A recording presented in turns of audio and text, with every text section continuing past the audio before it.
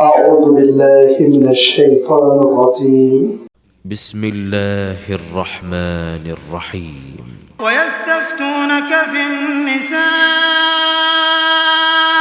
قل الله يفتيكم فيهن وما يتلى عليكم في الكتاب في يتامى النساء اللاتي لا تؤتونهن ما كتب لهن وترغبون أن تنكحوهن والمستضعفين من الولدان وأن تقوموا لليتامى بالقسط وما تفعلوا من خير فإن الله كان به عليما. وإن امرأة خافت من بعلها نشوزا أو إعراضا فلا جناح عليهما أن يصلحا بينهما صلحا والصلح خير وأحضرت الأنفس الشح وإن تحسنوا وتتقوا فإن الله كان بما تعملون خبيرا. ولن تستطيعوا أن تعدلوا بين النساء ولو حرصتم فلا تميلوا كل الميل فتذروها كالمعلقة وإن تصلحوا وتتقوا فإن الله كان غفورا رحيما. وإن يتفرقا يغني الله كلا من سعته وكان الله واسعا حكيما. ولله ما في السماوات وما في الأرض ولقد وصينا الذين أوتوا الكتاب من قبلكم وإياكم أن اتقوا الله وإن تكفروا فإن لله ما في السماوات وما في الأرض وكان الله غنيا حميدا. ولله ما في السماوات وما في الأرض وكفى بالله وكيلا. إن يشأ يذهبكم أيها الناس ويأت بآخرين وكان الله على ذلك قديرا. من كان يريد ثواب الدنيا فعند الله ثواب الدنيا والآخرة وكان الله سميعا بصيرا. صدق الله العظيم. الحمد لله رب العالمين والصلاة والسلام على سيد المرسلين وعلى آله وأصحابه أجمعين أما بعد. सूरत निसा का ये 19वां रुकू है जिसकी अभी आपके सामने तिलावत की गई। आयत नंबर 127 से सिलसिला शुरू हुआ और 134 पर खत्म हुआ। इन आयतों में अल्लाह ताला ने सूरत निसा का जो मरकजी मजमून है, जो असल टॉपिक है, उसी का ततीमा फरमाया, उसी का एक्सटेंशन है और इख्तिताम है। शायद अब हजरत को याद होगा कि शुरू में ये बात कही गई थी कि सूरह निसा में अल्लाह ताला ने हमको वो अहकाम इनायत फरमाए जिससे हमारी एक इस्लामिक सोसाइटी कायम हो सके। माशरती मसाइल, खानदानी मसाइल, आम इस्तिलाह में जिसको पर्सनल लॉ कहते हैं, जिसमें निकाह, तलाक, खुला, मीरास और भी दीगर खानदान के वो मसाइल आते हैं जो इंसान की शख्सियत के इर्द गिर्द घूमते रहते हैं। बड़े नाजुक मसाइल होते हैं। इन मसाइल में कोर्ट को जाना या किसी काजी से रुजू करना कहीं कहीं बतौर मजबूरी तो जरूरी हो जाता है, वरना ये ऐसे शख्सी मसाइल होते हैं کہ ان مصیبتوں میں جو انوالو ہوتا ہے وہی سمجھ سکتا ہے، وہی تہ تک جا سکتا ہے۔ تھرڈ پارٹی، تیسرا شخص، اس کا مطالعہ، اس کی اسٹڈی اور اس کا فہم ان مسائل کے سلسلے میں یوں سمجھ لیجیے بیرونی رہتا ہے، باہر کا رہتا ہے، اندرون سے حقیقت کو سمجھ نہیں پاتا۔ ان پیچیدہ، آپ اس کو تعبیر کریں کہ گھیٹیوں کو اللہ تعالیٰ نے حل کرنے کے لیے ایسی ہدایت عنایت فرمائی کہ آپس میں خاندان ہی میں وہ سلجھ کر رہ جائے، کہیں اور جانے کی ضرورت ہی پیش نہ آئے۔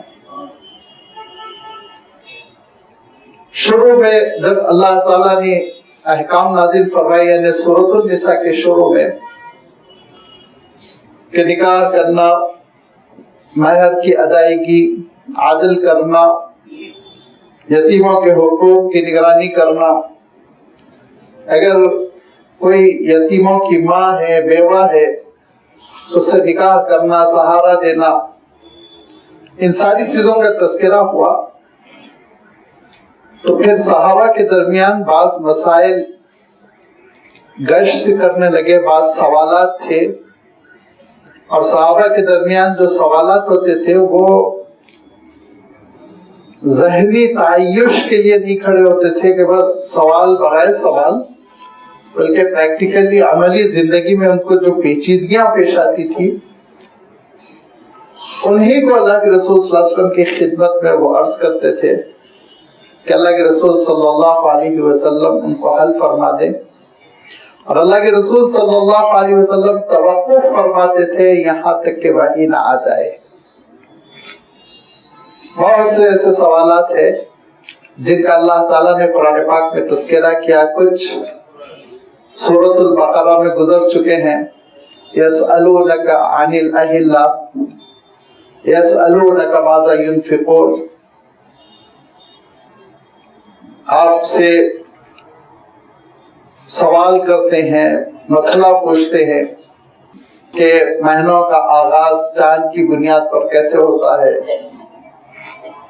کہیں فرمایا اللہ تعالیٰ نے کہ اے نبی آپ سے سوال کرتے ہیں، یہ پوچھتے ہیں کہ ہم اپنی آمدنی میں سے کتنا خرچ کریں، وغیرہ وغیرہ۔ یہاں پہ بھی اللہ تعالیٰ نے اسی اسلوب کا اختیار فرمایا، وَيَسْتَفْتُونَكَ، اے نبی آپ کے پاس یہ حاضر ہوتے ہیں فتویٰ لینے کے لیے۔ کس مسئلے میں؟ یہی معاشرتی زندگی، خاندانی زندگی۔ یستفتونک فی النساء قل اللہ یفتیکم فیہن، آپ سے سوال کر رہے ہیں، مسئلہ دریافت کر رہے ہیں خواتین کے سلسلے میں۔ اے نبی آپ کہہ دیجئے اللہ تعالیٰ خود اس مسئلے کی وضاحت فرمائے گا۔ افتا، افتا، استفتا، یہ فا یا واو سے نکلی ہوئی شاخیں ہیں جس میں دینی مسئلے کو دریافت کرنا، عملی زندگی میں پیچیدگیوں کے سلسلے میں سوال کرنا، یہ مفہوم پایا جاتا ہے۔ جب ہم سوال کرتے ہیں تو اس کو استفتاء کہتے ہیں عربی میں، بغیر عین کے۔ اگر عین آ جائے تو استفا دے دینا، ریزائن کرنا، والے کو جاتا۔ استفتاء سہولت سے جب آپ کہیں گے تو فتویٰ طلب کرنا، عام زبان میں ہم کہنے لگے ہم کو۔ اور افتا کے معنی ہوتے ہیں سوال کا جواب دینا۔ میں بار بار عرض کرتا رہتا ہوں کہ عربی میں ایسی لاجک ہے کہ اس روٹ ورڈ ہی سے ساری ضروریات برآمد کر لی جاتی ہیں، اسی سے پھر مفتی بنتا ہے جواب دینے والا، مستفتی بنتا ہے سوال کرنے والا، وغیرہ وغیرہ۔ وَيَسْتَفْتُونَكَ فِي النِّسَاءِ قُلِ اللَّهُ يُفْتِيكُمْ فِيهِنَّ، اللہ تعالیٰ خود جواب عنایت فرمائے گا خواتین کے سلسلے میں، کسی اور سے جواب کی کوئی توقع نہ رکھو، خود اللہ تعالیٰ تمہاری رہنمائی کرے گا، اور یہ رہنمائی ہوگی وَمَا يُتْلَى عَلَيْكُمْ فِي الْكِتَابِ، جو کچھ آیتیں اللہ کی کتاب کی تلاوت کی جا رہی ہیں اس کے بھی ذریعے سے، یعنی وحی الہی کہہ لیجیے، قرآن مجید کہہ لیجیے، تو اللہ تعالیٰ وضاحت فرمائے گا اور قرآن مجید خود اس کی وضاحت کر دے گا۔ یہ سوال کس کے سلسلے میں کھڑا ہو رہا ہے؟ فی یتامی النساء اللاتی لا تؤتونہن ما کتب لہن۔ میں نے عرض کیا تھا سورۃ البقرہ کے آغاز میں کہ مسئلہ یہ ہوا تھا کہ غزوہ احد کے بعد بہت ساری خواتین بیوہ تھیں اور ان کے بچے بھی تھے، اور بچے باپ کا سایہ ختم ہو جانے کی وجہ سے یتیم ہو چکے تھے۔ مسئلہ یہ تھا کہ اب سوسائٹی میں ان کو سیٹ کرنا ہے، اور یہ ہمیشہ ہوتا رہتا ہے، مختلف حالات میں یہ صورتحال پیدا ہوتی ہے، بالخصوص جب کہ جنگیں ہو جاتی ہیں، جنگ ختم ہونے کے بعد یہ یتیموں کا مسئلہ بہت کھڑا ہو جاتا ہے۔ اور اس زمانے میں تو یہ کانسیپٹ ہی نہیں تھا جو آج کل ہمارے زمانے میں بن گیا، یتیم خانہ بناؤ اور اس میں بچوں پر ڈال دو۔ اس زمانے میں تو ان یتیموں کو اپنے خاندانوں ہی میں ضم کیا جاتا تھا، شامل کر لیا جاتا تھا، اور یہی سب سے بہترین شکل ہوتی ہے۔ ان بچوں کو یہ احساس دلا کر کہ تم باپ سے محروم ہو چکے ہو اور اب تم کو اچھی تعلیم، اچھا کھانا، اچھے کپڑے کا کوئی حق نہیں، اس یتیم خانے میں پڑے رہو، یہ صحیح کانسیپٹ نہیں ہے، اسلام اس کو پسند نہیں کرتا۔ جب کبھی قرآن پاک میں اور احادیث میں یتیموں کا تذکرہ آیا، اپنے سے جوڑنے کا، اپنے قریب کرنے کا، اپنے ساتھ رکھنے کا تذکرہ، چاہے خاندان کے وہ لوگ ہوں جو خونی رشتہ رکھتے ہوں، جیسے چچا ہے، ماموں ہے، وغیرہ وغیرہ، یا پھر یہ کہ خواتین سے دوسرا نکاح کیا جائے، تو لازمی بات ہے نکاح کرنے کی وجہ سے وہ باپ کا سایہ ایک طرح سے اس کو میسر ہوگا۔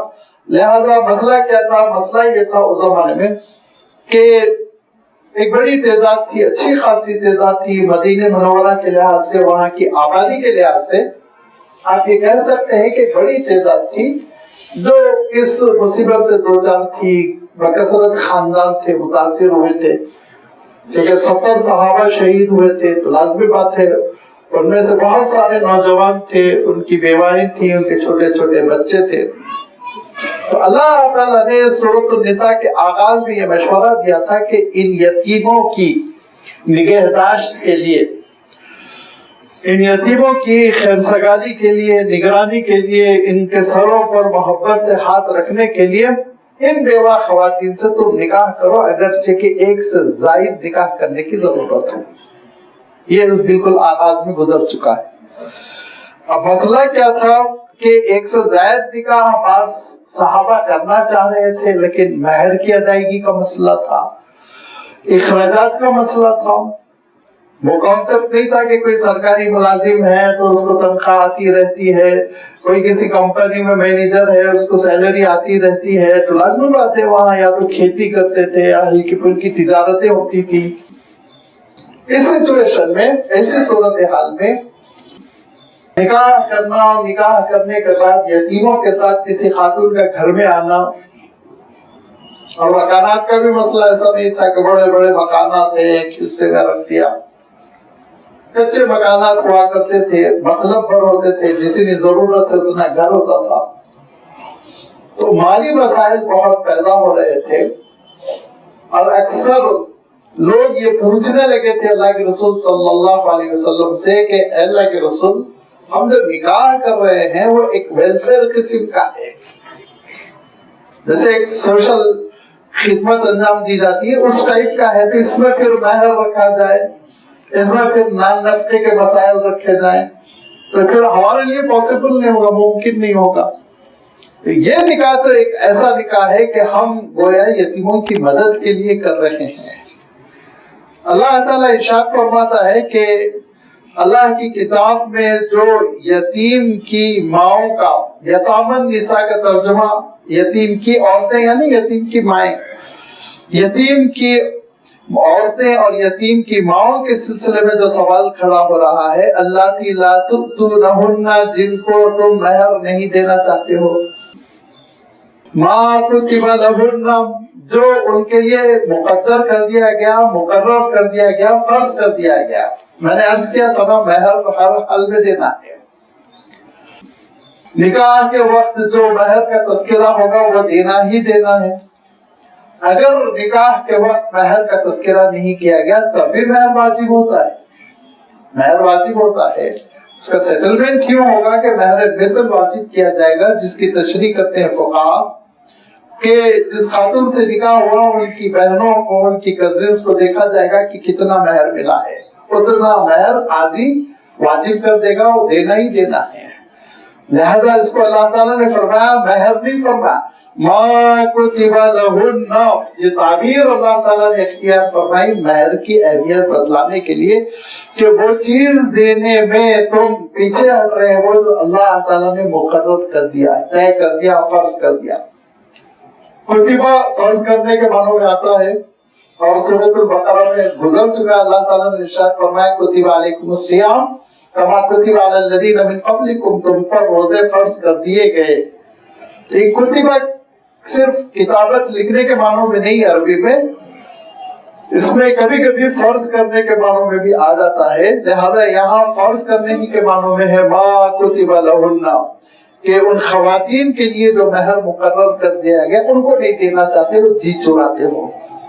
اور وَتَرْغَبُونَ أَن تَنكِحُوهُنَّ، اور تم یہ بھی خواہش رکھتے ہو کہ ان سے نکاح کر لو. نکاح کرنے کی خواہش بھی ہے، مہر ادا کرنے سے پہلو دہی کرنا چاہتے ہو. وَالْمُسْتَضْعَفِينَ مِنَ الْوِلْدَانِ، اور بچوں میں سے جو کمزور بنا دیے گئے، یتیم کر نہتے کر دیے گئے، پریشان ہو گئے بچے. آپ جا کر دیکھیں فلسطین میں جیسی صورتحال ہوگی تو وہ کیفیت مدینہ منورہ کی ہو رہی ہے.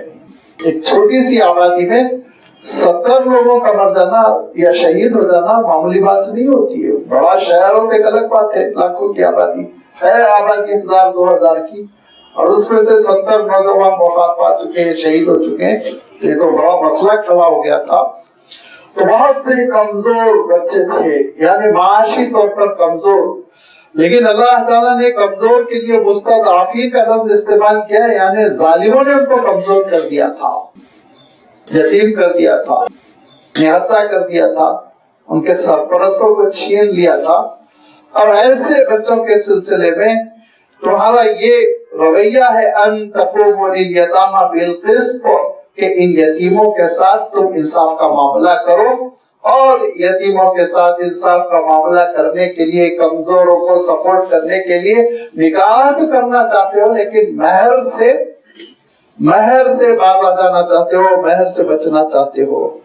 تو ارشاد فرمایا اللہ کی کتاب میں جو فرض ہو گیا فرض ہو گیا، مہر تو تم کو دینا ہوگا. دیکھیے جو اللہ تعالیٰ کا دین ہے، اس دین میں عمل جو ہے حکمت کی بنیاد پہ نہیں ہوتا ہے، علت کی بنیاد پر ہوتا ہے. ذرا نازک سی چیز ہے یہ.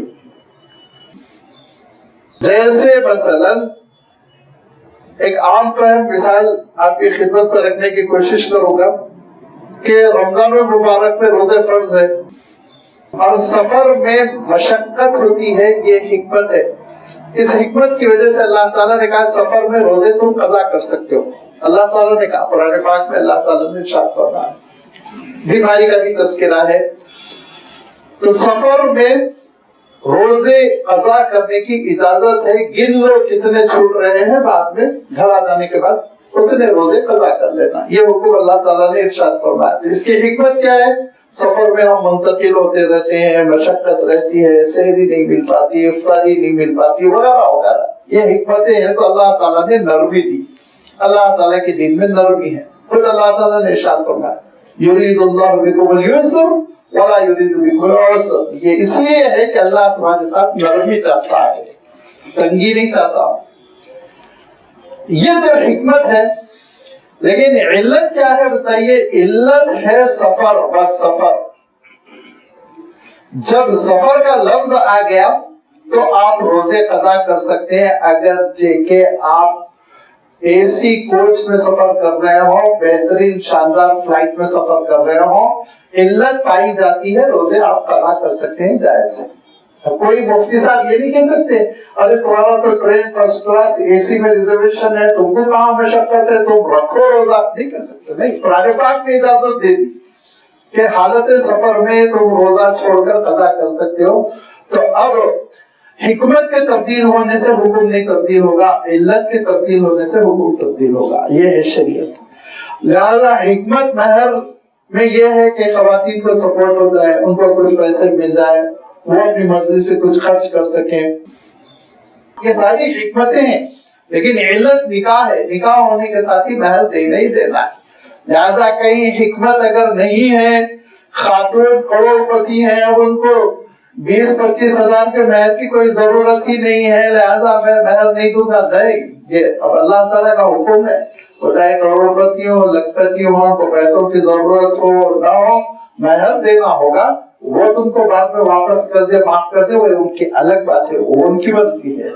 لہذا نکاح علت ہے، اور اس علت کے پائے جانے کی وجہ سے حکم صادر ہوگا، حکمتوں کو نظر انداز کر دیا جائے گا، اس بات کو ہم ذہن میں رکھیں۔ لہذا فرمایا کہ یہاں پر یہ کہنا کہ میرے پاس پیسے نہیں ہیں، خواتین صاحب جائیداد ہے، وہ یتیم بچوں کو لے کر آ رہی ہیں، خرچوں کا مسئلہ ہوگا، یہ ساری چیزیں، یہ سارے سوالات سے قطع نظر ما کتب لہن، اللہ تعالیٰ نے جو چیز طے فرما دی ہو تم کو ادا کرنا ہوگا، مہر ادا کرنا ہوگا، اس کے لیے تم انتظام کرو۔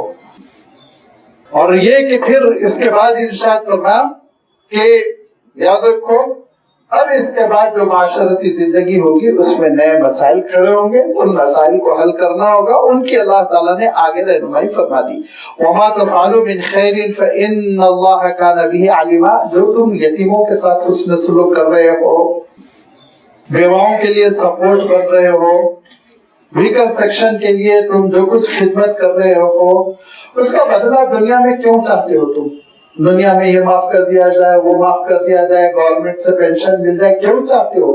وَمَا تَفْعَلُوا مِنْ خَيْرٍ فَإِنَّ اللَّهَ كَانَ بِهِ عَلِيمًا، اللہ کے لیے کرو نا، اللہ تعالیٰ کی خوشنودی کے لیے کرو، آخرت میں اجر پانے کی نیت سے کرو، قیامت کے دن سرخرو ہونے کے لیے کرو، کیونکہ اللہ کے رسول صلی اللہ علیہ وسلم نے ارشاد فرمایا میدان حشر میں میں اور یتیموں کی نگہداشت کرنے والا، انا و کافلی یتیم، یتیموں کی کفالت کرنے والا، یتیموں پہ خرچ کرنے والا، میدان حشر میں کہاتینی ایسے کر کے فرمایا، اتنا ایسے قریب رہیں گے ہم دونوں، میں اور یتیموں پر خرچ کرنے والا، یتیموں کی نگہداشت کرنے والا قیامت کے دن قریب قریب ہوں گے۔ سوچیے آپ کتنا بڑا مقام ہوگا۔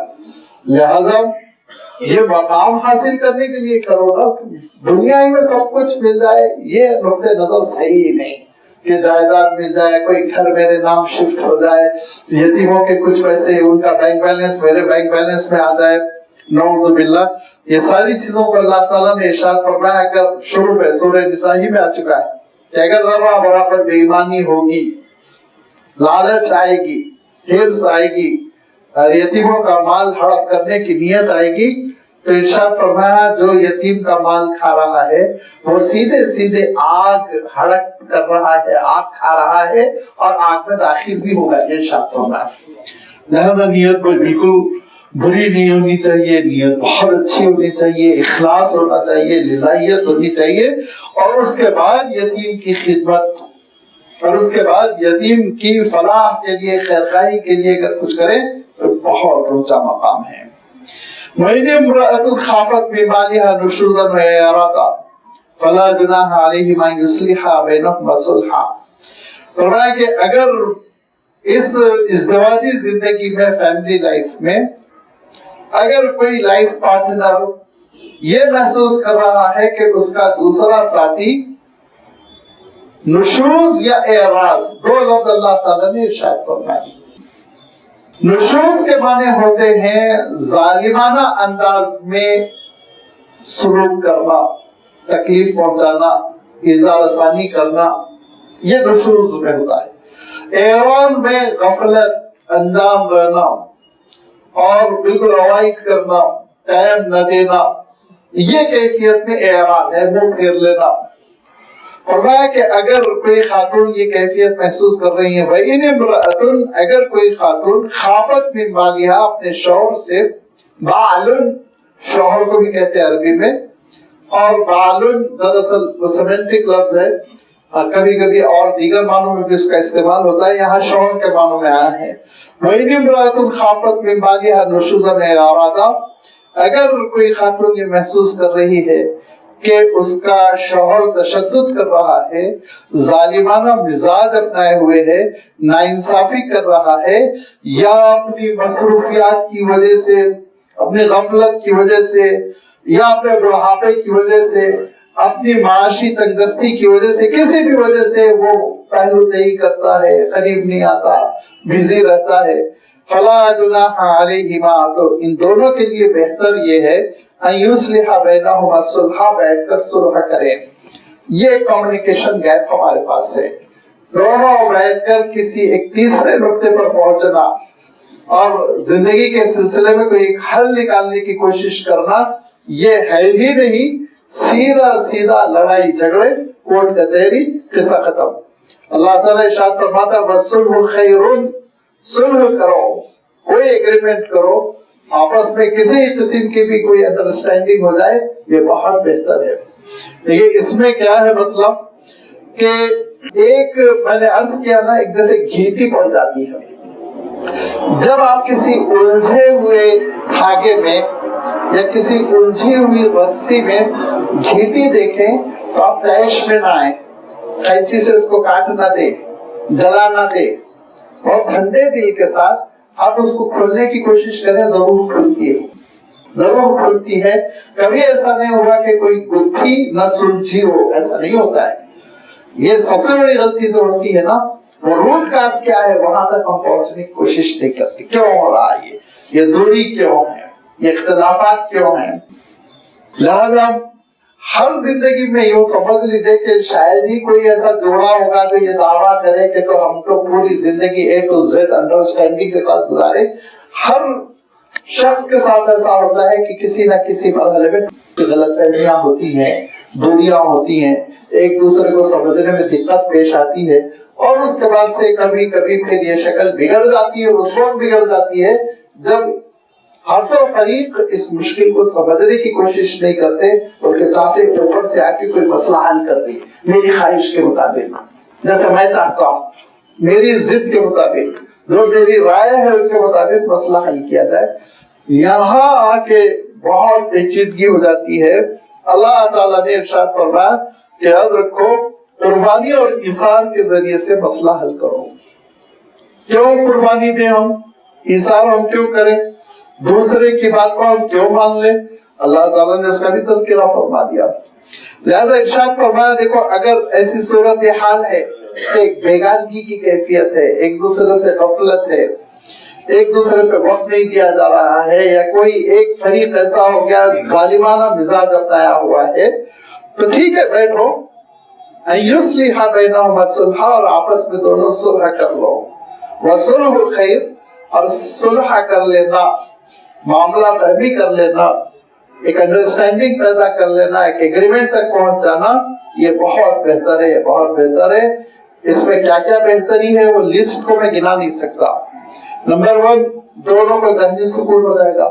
نمبر 2 بچوں کی تربیت بہت اچھی ہوگی، دونوں مل کے جو بچوں کی تربیت کرتے ہیں تو بچے جو ترقی کرتے ہیں، اور ترقی کے ساتھ ساتھ ماں باپ سے جو محبت کرتے ہیں، وفاداری کرتے ہیں، اس کا کوئی جواب نہیں ہوتا۔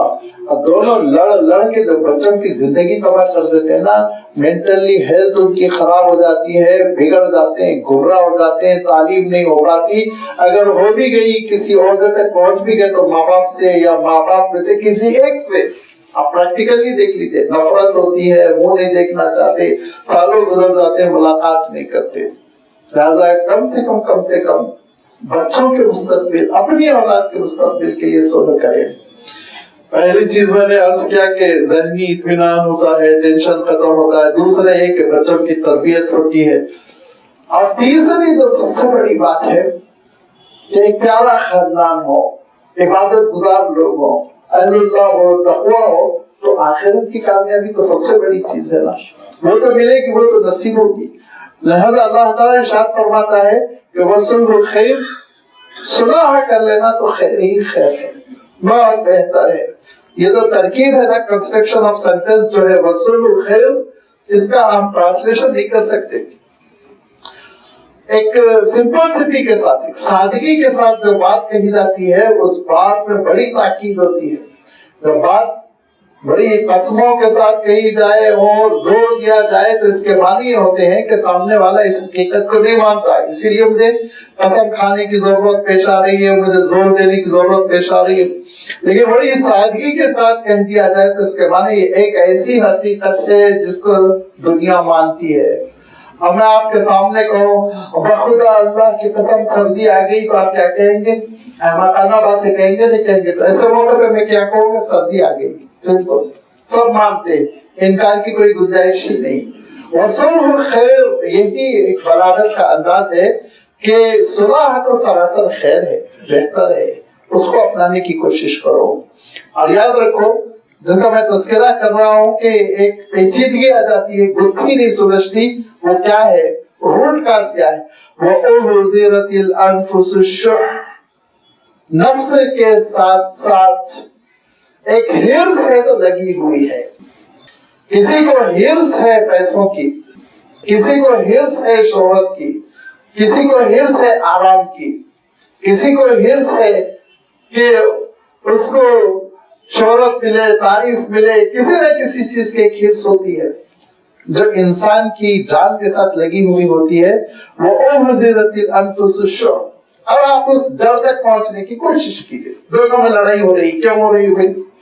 کبھی کبھی یہ ہوتا ہے کہ کسی ایک فریق کو آرام بہت مطلوب ہوتا ہے، وہ اپنے آرام میں خلل پسند نہیں کرتے، آرام کے وقت کوئی ڈسٹرب نہ ہو.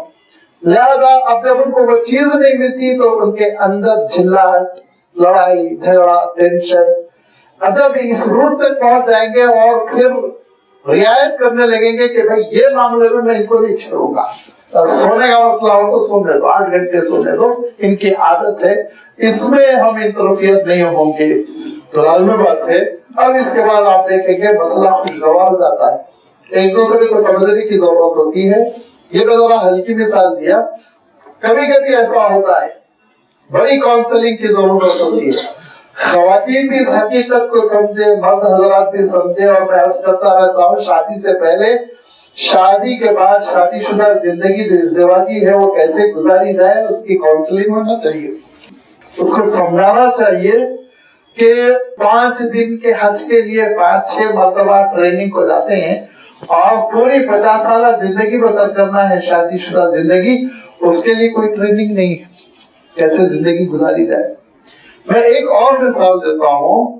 وہ مثال یہ ہے کبھی کبھی ایسا ہوتا ہے کہ چاہے وہ لڑکا ہو چاہے وہ لڑکی ہو، دونوں فریق میں سے کسی کے اندر بھی اپنے پرانے رشتوں سے بڑی لائلٹی رہتی ہے. لڑکا ہے ماں سے بڑی محبت، لڑکی ہے بھائی بہنوں سے بہت محبت ہے، کیوں نہ ہو بچپن سے ان کے ساتھ کھیلے کودے، خود ہی رشتہ ہوتا ہے. یہ اب اس میں ہوتا یہ ہے کہ اس محبت کی وجہ سے پرانے رشتوں کا جو لگاؤ ہوتا ہے وہ اتنے غالب آ جاتے ہیں کہ ایک دوسرے کے ساتھ اچھا سلوک نہیں رہ جاتا ہے. لڑائیاں ہو رہی، سمجھ نہیں پا رہے کیوں لڑائی ہو رہی، اور اس کے وجوہ چھوٹی چھوٹی بتاتے ہیں، مجھے ناشتہ نہیں ملا، مجھے پیسے نہیں ملے، مجھے کھانا نہیں ملا. یہ وجہ نہیں ہوتی ہے، حقیقت کو سمجھنے کی ضرورت ہوتی ہے.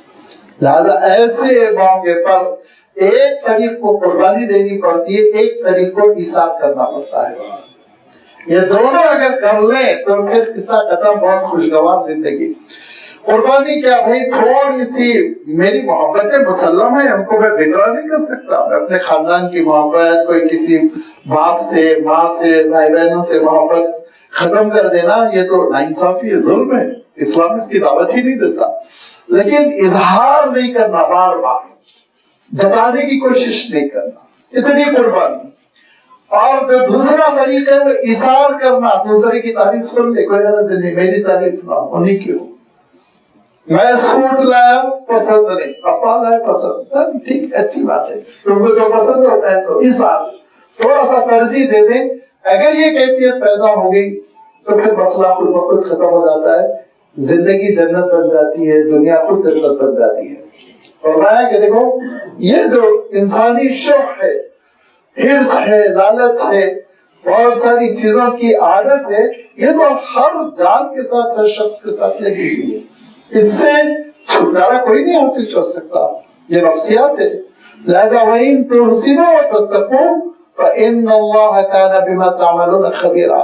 اگر تم حسن سلوک کرو گے اور تقوی اختیار کرو گے تو پھر یاد رکھو بے شک اللہ تعالیٰ جو کچھ تم کر رہے ہو اس سے باخبر ہے.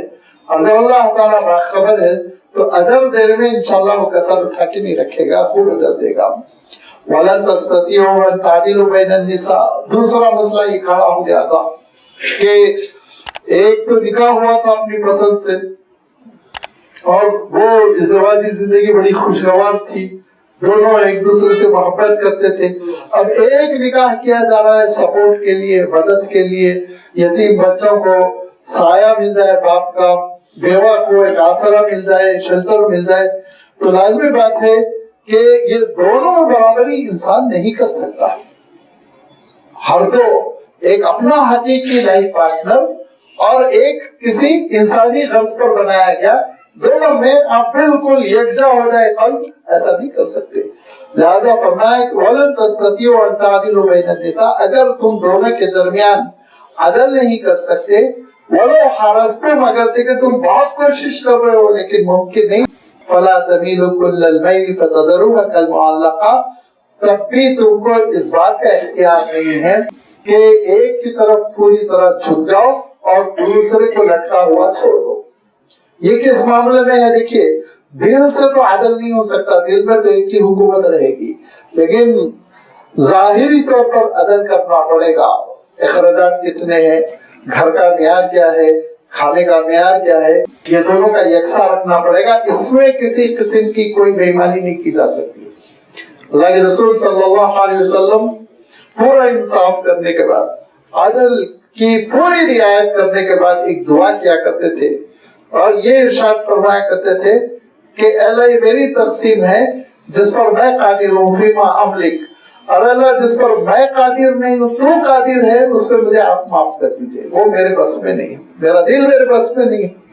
لہذا اللہ کے رسول صلی اللہ علیہ وسلم کی زندگی میں ایسا مسئلہ ہوا، اتنا کامل اسوہ ہے اللہ کے رسول صلی اللہ علیہ وسلم کا، اتنا مکمل، کوئی گوشہ زندگی کا کوئی ایسا موقع نہیں ہے جس میں کہ آپ صلی اللہ علیہ وسلم کی رہنمائی نہ ہو. کہ اللہ کے رسول صلی اللہ علیہ وسلم نے جب ام المومنین حضرت خدیجہ الکبریٰ رضی اللہ تعالیٰ عنہ کی وفات ہو گئی مکہ مکرمہ ہی میں، تو بچے بہت چھوٹے تھے. حضرت بی بی فاطمہ رضی اللہ تعالیٰ عنہ تو بہت کم عمر تھی، اور مسئلہ تھا کہ اللہ کے رسول صلی اللہ علیہ وسلم پر ایک تو کار نبوت کی ذمہ داری، کتنی بڑی ذمہ داری تھی آپ اندازہ لگائیے. نمبر دو یہ کہ مکہ مکرمہ پورا دشمن ہوا جا رہا تھا، مخالفتیں، نکلنا مشکل گھر سے، اور اللہ کے رسول صلی اللہ علیہ وسلم اپنے گھر سے بے نیاز ہو کر وہ دینی کام کر رہے تھے. کیوں؟ ام المومنین گھر کو سنبھال رہی تھی. حضرت خدیجہ الکبریٰ رضی اللہ تعالیٰ عنہ وہ اتنی بڑی سپورٹر تھی، اللہ کے رسول صلی اللہ علیہ وسلم کے لیے دستے بازو تھی کہ بے فکر تھے دنیاوی معاملات سے. گھر میں کھانا پکے گا انشاءاللہ، بچیوں کی تربیت ہوگی، یہ سب سے اللہ کے رسول صلی اللہ علیہ وسلم مطمئن تھے. لیکن یہ سامنے وفات جو پیش آیا تو اللہ کے رسول صلی اللہ علیہ وسلم بہت اور صدمے کے ساتھ بچیوں کا مسئلہ، بیٹیوں کا مسئلہ، ان میں سے کسی کا نکاح نہیں ہوا ہے، سب گھر میں ہیں، دشمن گھر میں گھس جائے، بدتمیزی کر جائے، کسی بھی بات کا امکان ہے نا، وہ تو انسانیت سے گری ہوئی حرکت کر رہے تھے. لہذا لوگوں نے مشورہ دیا کہ ایک بیوہ خاتون ہے، بہت شریف ہیں، بہت سمجھدار ہیں، ایجنٹ ہے، وہ تقریباً یوں سمجھ لیجئے کہ میرے خیال میں 50 سے 60 کے درمیان تھی. وہ حضرت سودا رضی اللہ تعالی عنہ، وہ ایمان بھی قبول کر چکی ہیں، سمجھدار بھی ہے، معاملہ فہم بھی ہے، بچوں کو بڑی شفقت کرتی ہیں. اللہ کے رسول آپ ان سے نکاح کر لے تو وہ بچوں کو سنبھال لیں گی. تو اللہ کے رسول صلی اللہ علیہ وسلم ہر کام وحی الہی کی روشنی میں کرتے تھے. وحی الہی سے بھی آپ صلی اللہ علیہ وسلم کی رہنمائی ہوئی اور آپ نے حضرت سودا سے نکاح فرمایا. اور نکاح کا سب سے بڑا سبب کیا تھا کہ بچوں کی نگہداشت ہو، بچوں کی نگرانی ہو، بچوں کی بھی نہیں، بچیوں کی، لڑکیوں کی. لہذا وہ ویسے ہی ثابت ہوئی اور اللہ والی خاتون تھی اور انہوں نے بہت اچھا سہارا دیا سب کو اپنے گھر میں. संभाला, तरबियत की, ज़र्रा बराबर सौतेली माँ होने की शिकायत नहीं पैदा होने दी। तो अल्लाह ताला के शुक्र, अल्लाह ताला ने इंतजाम किया। अब मदीने मुनव्वरा में अल्लाह के रसूल सल्लल्लाहु अलैहि वसल्लम सारी जिम्मेदारियों से फारिग हो चुके हैं। हजरत फातिमा रज़ी अल्लाह ताला अन्हा का भी निकाह हो चुका है हजरत अली से, और अल्लाह के रसूल सल्लल्लाहु अलैहि वसल्लम की जिम्मेदारियां बढ़ती चली गई। आलमी किस्म के मामला थे जो अब मदीने मुनव्वरा में अंजाम दिए जा रहे हैं। और उसमें एक अहम मसला था जिसको हर मुसलमान समझ ले, क्योंकि लोग बदतमीजी करते हैं, ट्रेनों में सवाल करते हैं, बस पे करते हैं, और हमारे नौजवान हमारे साथी जवाब नहीं दे पाते। मसला ये था कि खवातीन की तालीम और तरबियत, उस जमाने में वुमेन्स कॉलेज थे नहीं, लड़कियों को उसमें दाखिल कर दिया जाए, वहां उनकी तालीम हो जाए, ऐसा कोई निजाम नहीं था। मर्द जो थे वो अल्लाह के रसूल सल्लल्लाहु अलैहि वसल्लम की खिदमत में चबूतरे पर बैठे रहते थे, सुफ़ा जिसको कहते हैं, सुफ़ा नबवी, वहां मर्द थे, हॉस्टल में थे, 24 घंटे के लिए थे, फारिग होकर आ गए थे।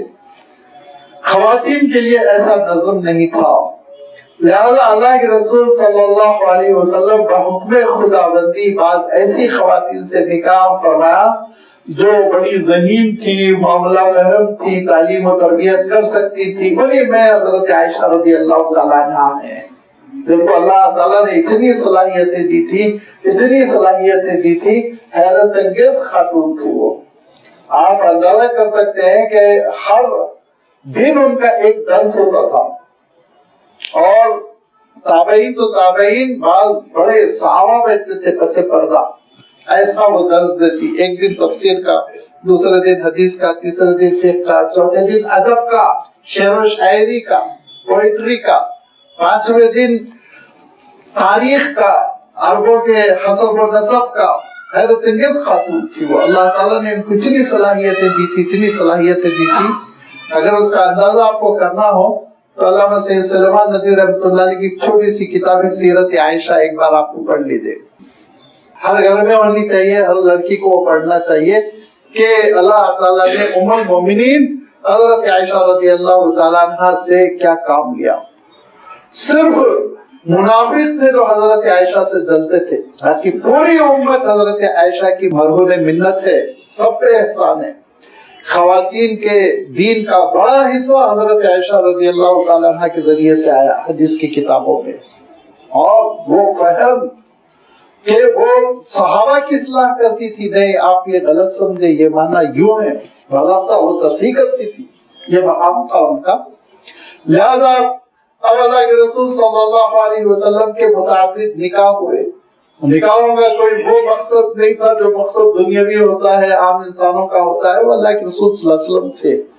और अल्लाह के रसूल सल्लल्लाहु अलैहि वसल्लम पर दीन के नशर व इशाअत की जो जिम्मेदारी थी, उसके लिए सबसे अच्छी शक्ल निकाह की, क्योंकि निकाह होने के बाद वो महरम हो जाती हैं, लिहाजा सिखाना, पढ़ाना, समझाना, ये सब कुछ आसान हो जाता है। और अगर मसलन खवातीन की तालीम का इंतजाम किया जाता, पर्दा डाल दिया जाता, पर्दे के बाहर खवातीन बैठती, तो लाजमी बात है वो तालीम नहीं हो पाती। रास्त जो अल्लाह के रसूल को देखकर सीखा था हजरत आयशा ने, हजरत उम्मे सलमा ने। लिहाजा आप सल्लल्लाहु अलैहि वसल्लम के जो मुतादिद निकाह हुए, उसका रीजन ये है दीन की नशर व इशाअत। अल्लाह के रसूल सल्लल्लाहु अलैहि वसल्लम ने जो निकाह किया, पहले भी बेवा खातून से, दूसरा भी निकाह बेवा खातून से, हजरत सौदा रज़ियल्लाहु ताला अन्हा का, जिसका तज़किरा हो रहा है। तो अल्लाह के रसूल सल्लल्लाहु अलैहि वसल्लम की बेपनाह मसरूफियत देखते हुए हजरत सौदा रज़ियल्लाहु ताला अन्हा ने अल्लाह के रसूल सल्लल्लाहु अलैहि वसल्लम से कहा कि मैं देख रही हूँ कि आप वक्त नहीं दे पा रहे हैं और उसकी वजह से आप परेशान हैं, कैसे वक्त निकालो, कैसे करो। तो कहा अल्लाह के रसूल आप फिक्र न करें, आप अल्लाह ताला का काम करते रहे, मैं बस आपके निकाह में रहूंगी, मुझे ना नफ्ते की जरूरत है, ना मुझे वो सारे मुतालबे हैं जो एक बीवी करती है, मैं सबसे बिटरा होती हूँ। तो अल्लाह के रसूल सल्लल्लाहु अलैहि वसल्लम ने उस पर खुशी का इजहार किया। क्यों? इसलिए कि उम्मुल मोमिनीन हजरत सौदा रज़ियल्लाहु ताला अन्हा को जो मकाम मिला, वो ये कि अल्लाह के रसूल सल्लल्लाहु अलैहि वसल्लम के हरम ही में वो वफात पाई। اہلیہ ہی کی حیثیت سے وہ وفات پائی تو اس سے بڑھ کر اور کیا احساس ہو سکتا ہے. لہذا انہوں نے کہا کہ مجھے یہ سب چیزیں مطالبے میرے ڈیمانڈس نہیں ہے، میں آپ سے صلح کرتی ہوں. تو ارشاد فرمایا کہ اگر ایسی کوئی کیفیت پیدا ہو رہی ہے کہ دونوں میاں بیوی میں کوئی انڈرسٹینڈنگ ہو رہی ہے تو اس مفاہمت میں کوئی حرج نہیں. اللہ تعالیٰ نے کہا ہے یہ اللہ تعالیٰ اجازت دیتا ہے، کیونکہ اللہ کے رسول صلی اللہ علیہ وسلم یہ ارشاد فرمایا کرتے تھے کہ بولا دل کا لگاؤ تو اب ادھر زیادہ ہے جن سے یہ توقع ہے کہ آگے دین کو لے کر چلیں، اور قلبی میلان ذرا سا کم ہو رہا ہے اس طرف. جو اب ضعیف ہیں، وظیفہ پڑھتے ہوئے بیٹھے ہیں، وہ اپنا کام کر رہے ہیں، تو لازمی بات ہے اسی صورت میں اللہ تعالیٰ ارشاد فرماتا ہے اس بات کی تم کو اجازت نہیں کہ ظاہری طور پر ناانصافی کرو. ہاں اگر دل کا میلان ایک طرف ہے تو ٹھیک ہے، وہ دل کا میلان تمہارے ہاتھ میں نہیں ہے، وہ اللہ تعالیٰ کے ہاتھ میں ہے. وَإِن تُصْلِحُوا اگر تم صلاح کر لیتے ہو، وَتَتَّقُوا اور لیکن یاد رکھو تقویٰ رہنا چاہیے، بے ایمانی نہیں، ڈنڈی مارنے کے لیے نہیں، تکلیف پہنچانے کے لیے نہیں، بس خوف خدا سے. فَإِنَّ اللَّهَ كَانَ غَفُورًا رَحِيمًا بے شک اللہ تعالیٰ بہت بخشنے والا بڑا مہربان ہے. بہت سی ایسی شکلیں ہوتی ہیں جہاں پہ ضرورت محسوس ہوتی ہے کہ اخلاقی طور پر سہارا دیا جائے، ازدواجی طور پر سہارے کی ضرورت نہیں ہوتی. بہت سی شکلیں ہوتی ہیں، ہم نے بعض شکلوں میں دیکھا ہے اور مشورہ بھی ہم نے دیا کہ بعض اچھے بڑے عہدوں سے ریٹائرڈ ہوتے ہیں اور ان کے ایریا وفات پا جاتی ہیں. اب اس کے بعد سے اگر وہ کوئی کسی غریب خاتون سے نکاح کر لے تو پینشن کا بڑا حصہ وہ خاتون کو زندگی بھر ملتا رہے گا، بہت بڑی سہولت ہو جائے گی. لہذا ایسی صورتیں نکلتی ہیں جس میں انسان صرف اور صرف اخلاقی سہارے کے لیے نکاح کرنا چاہتا ہے اور اللہ تعالیٰ اس کی اجازت دیتا ہے. لازمی بات ہے کوئی اب 70 سالہ عمر میں کسی 60 سالہ خاتون سے نکاح کر رہا ہے، پھر اس کے بعد وہ خاتون مطالبہ کرتی ہے پورے ازدواجی جو حقوق ہے وہ ادا کیے جائیں تو ناممکن ہوگا نا. لازمی بات ہے دونوں ضعیف ہے، 13 سالی ہے، تو اپنے لحاظ سے وہ انڈرسٹینڈنگ کر سکتے ہیں. اور فرمایا وَإِن يَتَفَرَّقَا یہ ساری کوششوں کے باوجود سمجھنے کی ایک دوسرے کے مشکلات کو سمجھنے کی کوشش، ایک دوسرے کی مجبوریوں کو سمجھنے کی کوشش، یہ سب کوششوں کے ناکام ہو جانے کے باوجود اگر وَإِن يَتَفَرَّقَا تفریق کی نوبت آ جائے تو یاد رکھو تفریق کو اس سے پہلے بھی آ چکا ہے، سورہ نساء کے آغاز میں بھی یہ بات آ چکی ہے کہ یہ تفریق کو ایک مصیبت نہ سمجھو. گالی گلوچ مار پیٹ، دونوں خاندان لڑ رہے ہیں، پولیس تک کیس جا رہا ہے، یہ ساری چیزوں کی ضرورت نہیں ہے، نہیں نبھ رہی ہے. اور بہت سنجیدگی سے غور کر لیا، مسائل حل کرنے کی جتنی کوششیں ہو سکتی وہ کوششیں کر لی، حکم کو بٹھایا، جج کو بٹھایا، خاندان کے بڑے بزرگوں سے نصیحت کروا لی، سب کچھ ناکام ہو گیا. اور اس کے بعد اگر تفریق کی نوبت آ رہی ہے، یہ تفرقا اگر دونوں الگ الگ ہونا ہی چاہتے ہیں، یغنی اللہ کلا من سعتہ اللہ پہ بھروسہ کرو، اللہ تعالیٰ اپنی وسعتوں سے انشاءاللہ تم کو بے نیاز کر دے گا، اس کے خزانے میں کمی نہیں ہے، وہ عطا کرے گا تم کو. لہذا یہ مت سمجھو بے سہارا ہو جاؤں گا، بے سہارا ہو جاؤں گی، کچھ ملے گا نہیں، کیسے جیو گا، لڑکے رہو لڑتے رہو، نہیں، ضرورت نہیں ہے. سنجیدگی کے ساتھ الگ ہو جاؤ، اللہ تعالیٰ کی ذات پہ بھروسہ کرو اور انشاءاللہ اپنے خزانے کی وسعت سے تم کو عطا کرے گا، اس کے خزانے میں کوئی کمی نہیں ہے. اور تاریخ میں ایسا ہوا ہے کہ پھر اللہ تعالیٰ نے ایسے انتظامات فرمائے کہ انسان حیران رہ جائے. وَكَانَ اللَّهُ وَاسِعًا حَكِيمًا اللہ تعالیٰ بڑی وسعتوں والا ہے. اگر اللہ تعالیٰ چاہے تو مجھے راتوں رات کروڑ اور لاکھوں روپے عطا کر دے، لیکن اللہ تعالیٰ حکیم ہے، وہ دیکھتا ہے میرا برتن کیسا ہے. دیتے ہیں بادہ ظرف خطار دیکھ کر، جتنی ظرف میں صلاحیت ہوتی ہے نا اتنا ہی ڈالا جاتا ہے. ایٹر کی شیشے میں اتنا ہی ڈالا جائے گا، دودھ کے برتن میں زیادہ، پانی کے برتن میں اور زیادہ. لہٰذا اللہ تعالیٰ دیکھتا ہے کس کا برتن کیسا ہے. کبھی کبھی بعض لوگوں کا عالم یہ ہوتا ہے تو تھوڑا بہت کچرا بھی مل جائے تو آپے سے باہر ہو جاتے ہیں، باغی ہو جاتے ہیں. تو ایسا کو نہیں دینا، اچھا ہے، آخرت تم کی ٹھیک رہے گی. بعض کا عالم یہ ہوتا ہے کہ اللہ تعالیٰ کو چھپر پھاڑ کر دیتا ہے، وہ بے قابو نہیں ہوتے، وہ قابو میں رہتے ہیں، اللہ کے فرما بردار رہتے ہیں، اور ان کے اندر نہ الہاد آتا ہے، نہ زندیقیت آتی ہے، نہ غرور آتا ہے، نہ تکبر آتا ہے۔ لہذا اللہ تعالیٰ حکیم بھی ہے اور اس کے خزانوں میں بڑی وسعت ہے، کمی نہیں ہے، اور دیتا ہے وہ اپنی حکمت کے ساتھ۔ وَلِلَّهِ مَا فِي السَّمَاوَاتِ وَمَا فِي الْأَرْضِ، اب تربیت کر دی گئی۔ یہ بھی دیکھیں قرآن پاک کا جو معجزانہ اسلوب ہے، بالکل سپریٹ، دنیا میں کوئی کتاب ایسی نہیں۔ اب کسی کتاب سے کیسے ہم موازنہ کر سکتے ہیں؟ یہ کلام الہی ہے، باقی کلام انسان۔ وَلِلَّهِ مَا فِي السَّمَاوَاتِ وَمَا فِي الْأَرْضِ، احکام دینے کے ساتھ ذہنی تربیت، حکم بالکل ویسے، یہ دفعہ نمبر 1، دفعہ نمبر 2، دفعہ نمبر 3، یہ کرو، یہ کرو، یہ نہیں کرو گے تو یہ جرمانہ، یہ نہیں کرو گے تو یہ سزا، ایسے نہیں، بلکہ اللہ تعالیٰ جب کبھی حکم ارشاد فرماتا ہے اس کے ساتھ ذہنی تربیت۔ اور آپ دیکھیں گے عجیب و غریب انداز میں اللہ تعالیٰ نے بات ارشاد فرمائی، وَلِلَّهِ مَا فِي السَّمَاوَاتِ وَمَا فِي الْأَرْضِ، کہ دیکھو زمین و آسمان سب کچھ اللہ تعالیٰ کے ہے۔ زمین و آسمان کا وہ مالک ہے، یہ ہماری دھرتی کا مالک ہے، ستاروں کا مالک ہے، سورج کا مالک ہے، چاند کا مالک، یونیورس اس کے، گیلیکسیز اس کی، کلسٹرز اس کا، ہر چیز اس کی ہے، ہر چیز اس کی ہے۔ لہذا جب ہر چیز کا وہ مالک ہے، مالک الملک ہے، وَلَقَدْ وَصَّيْنَا الَّذِينَ أُوتُوا الْكِتَابَ مِنْ قَبْلِكُمْ وَإِيَّاكُمْ أَنِ اتَّقُوا اللَّهَ، تو اس کی اطاعت آپ پر واجب ہے۔ وہی مالک ہے، وہی میری زندگی کا مالک ہے، وہی میری سانسوں کا مالک ہے، وہی میری آنکھوں کی بینائی کا مالک ہے، وہی میرے دل کے دھڑکنے کا مالک ہے، وہی میرے کڈنیز کے فنکشن کا مالک ہے، وہی میرے لیور کا مالک ہے۔ اسی کے حکم سے پیر چل رہے ہیں، ہاتھ حرکت کر رہا ہے۔ ایک حکم آ جائے، صبح اٹھتے اٹھتے انسان کے اوپر فالج کا اٹیک ہو جاتا ہے۔ ایک حکم آ جائے، لوگ حیرت کرتے ہیں، چلتے پھرتے سوئے تھے، صبح نہیں اٹھ سکے، ایک حکم آتا ہے اس کا۔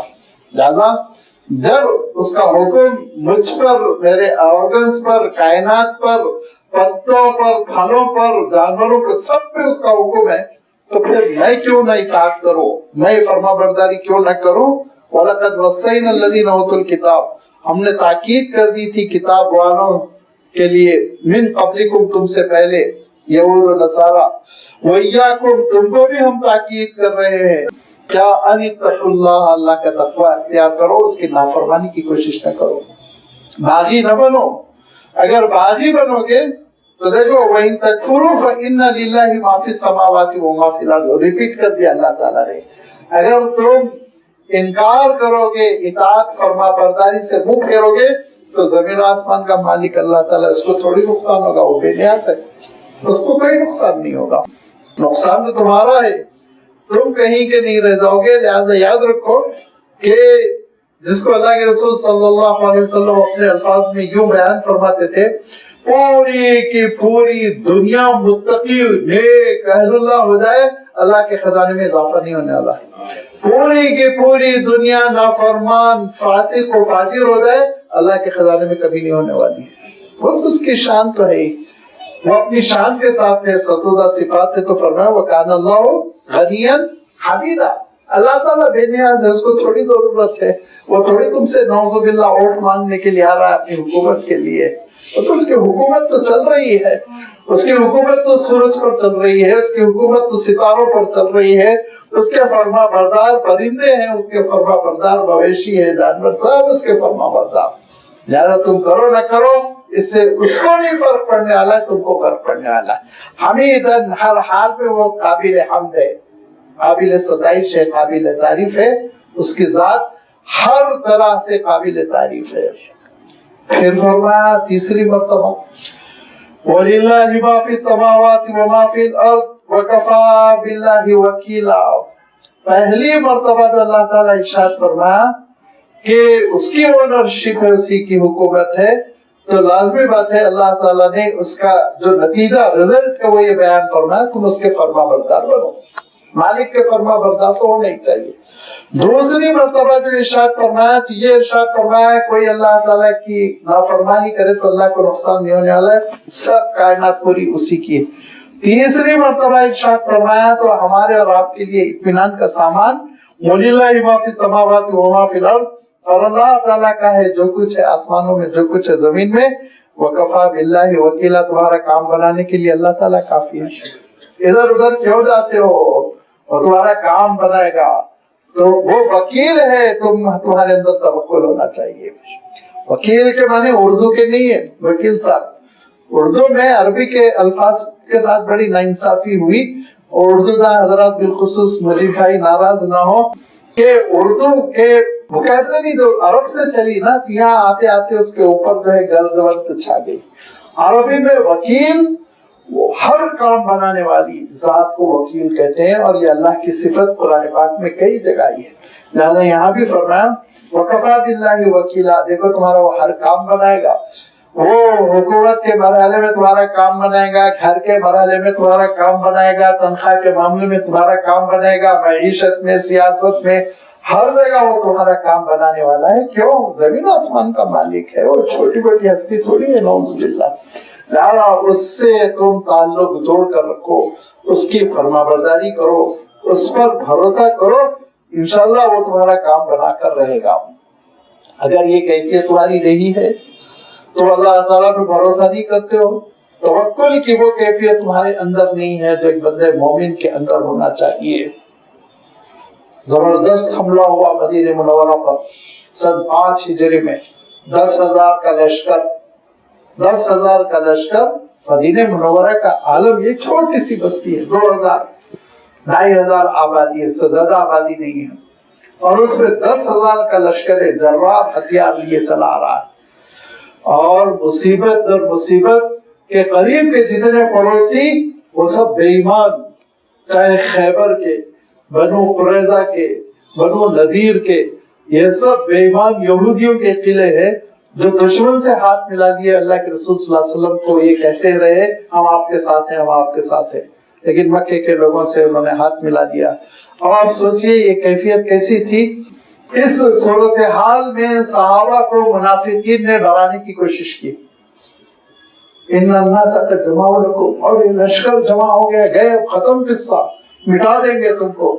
صحابہ نے کیا کہا؟ ان کے ایمان میں اور اضافہ ہوا، اور انہوں نے کہا ہمارے لیے اللہ تعالیٰ کافی ہے، وہ کام بنائے گا، دشمن چاہے کتنا ہو، لشکر چاہے جتنا ہو، ہم کو کسی سے ڈرنے کی ضرورت نہیں۔ وَمَا زَادُوهُمْ إِلَّا إِيمَانًا، ایمان میں اضافہ ہوتا چلا گیا، ایمان اور پکا ہوتا چلا گیا۔ لہذا یہ اللہ تعالیٰ کی ذات پہ بھروسہ ہونا چاہیے، حالات چاہے جتنے خراب ہو جائیں۔ غزہ سے تو اچھے ہیں، لیکن ان کو ایمان ہے اتنا پختہ اللہ تعالیٰ کی ذات پر، ہم کیوں گھبراتے رہتے ہیں؟ انشاءاللہ اللہ تعالیٰ حالات سازگار کرتا رہے گا۔ اپنی ڈیوٹی ہم اس کی فکر کریں، ہم کو کیا کرنا ہے۔ وَكَفَى بِاللَّهِ وَكِيلًا، تعلق جوڑ لو اللہ سے، اس سے مدد طلب کرو۔ مدد طلب کرنے کا بھی نسخہ بتا دیا گیا، اللہ تعالیٰ نے خود ارشاد فرمایا وَاسْتَعِينُوا بِالصَّبْرِ وَالصَّلَاةِ، نمازوں کو زندگی میں لاؤ، ڈھنگ سے نماز پڑھو، اس کے بعد دیکھو اللہ تعالیٰ راہیں کیسی کھولتا ہے۔ فرمایا اگر تم یہ طریقہ نہیں اپناؤ گے، نافرمانی کے راستے پہ چلو گے، انکار کے راستے پہ چلو گے، اور اللہ تعالیٰ کے دین پر کچھ حصوں پہ عمل کرو گے، دیگر بڑے حصے کو چھوڑ دو گے، تو پھر اللہ تعالیٰ کا ایک فیصلہ ہے گا، یشاء یذہبکم ایھا الناس ویأتی بآخرین، اے لوگوں تم کو چلتا کر دے گا، ختم کر دے گا، تم کو تاریخ میں حرف غلط کی طرح مٹا کر رکھ دیا جائے گا، اور نئی قوم کو اللہ تعالیٰ برآمد کرے گا۔ حضرت سلمان فارسی رضی اللہ تعالیٰ عنہ سامنے بیٹھے تھے، اللہ کے رسول صلی اللہ علیہ وسلم نے کہا اے عرب کے لوگوں تم نہیں عمل کرو گے، ان کے شانے پہ ہاتھ مار کے کہا ان کی قوم کھڑی ہو جائے گی۔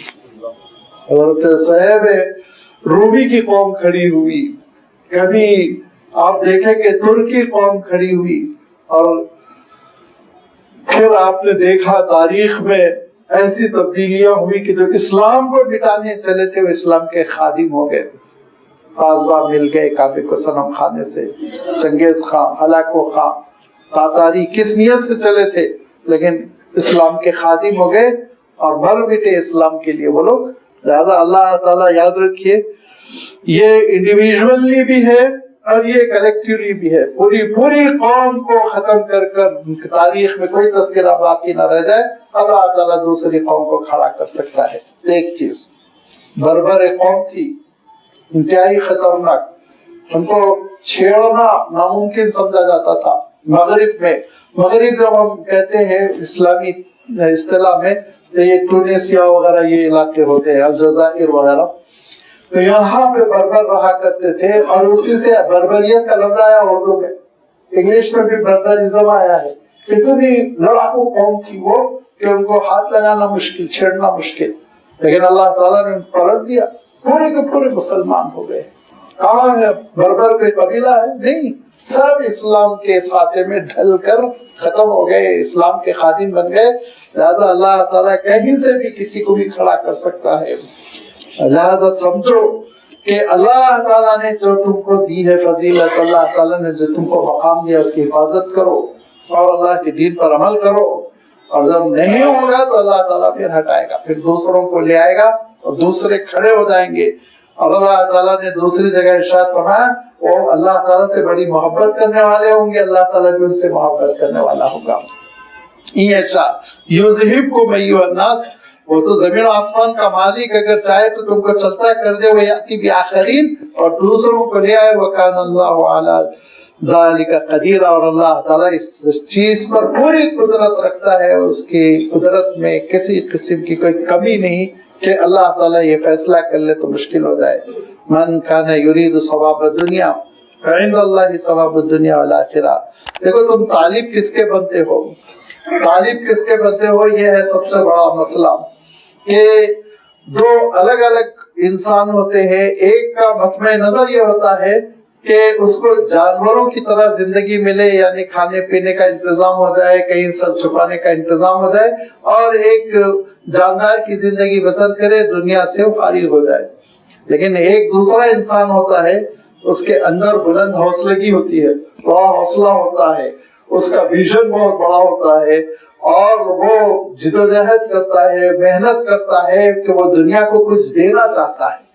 وہ دنیا میں ایک چھوٹا سا تنکا بن کر زندگی بسر کرے, یہ کیفیت نہیں ہوتی, بلکہ وہ تاریخ کی دھار کو بدل دینے کی کوشش کرتا ہے.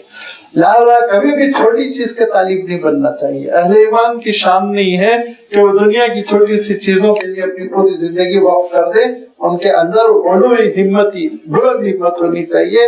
لہذا فرمایا اگر تم دنیا کے طالب بنتے ہو تو ٹھیک ہے, دنیا ہم دے دیں گے, بہت چھوٹی سی چیز ہے, لیکن یاد رکھو فعند اللہ ثواب الدنیا والآخرہ, اللہ تعالیٰ تو آخرت کا بھی ثواب دینے پر قادر ہے. تو اس لمبے میدان کو, اس لمبی زندگی کو, اس لافانی زندگی کو, نہ ختم ہونے والی زندگی کو اگر تم فراموش کر دو گے, دنیا ہی کو سب کو سمجھو کہ دنیا دے کر تم کو چھٹی کر دی جائے گی.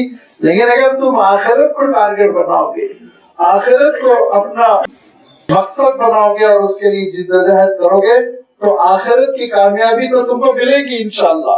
اخلاص کی بنیاد پر, اچھے اعمال کی بنیاد پر ضرورت بھر دنیا بھی اللہ تعالیٰ تم کو دے گا, دنیا سے محروم نہیں کرے گا.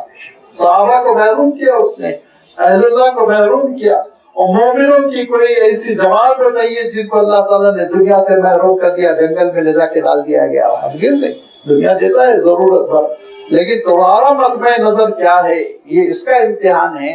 لہذا یہ اللہ تعالیٰ سے چھپی رہ جانے والی حقیقت نہیں ہے کہ میرے دل میں دنیا ہے یا میرے دل میں آخرت ہے.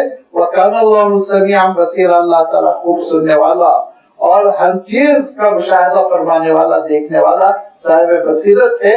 لہذا اپنی نیتوں کو ٹھیک کرو, آخرت کے طالب بنو, تو انشاءاللہ تم کو آخرت بھی ملے گی, دنیا بھی ملے گی.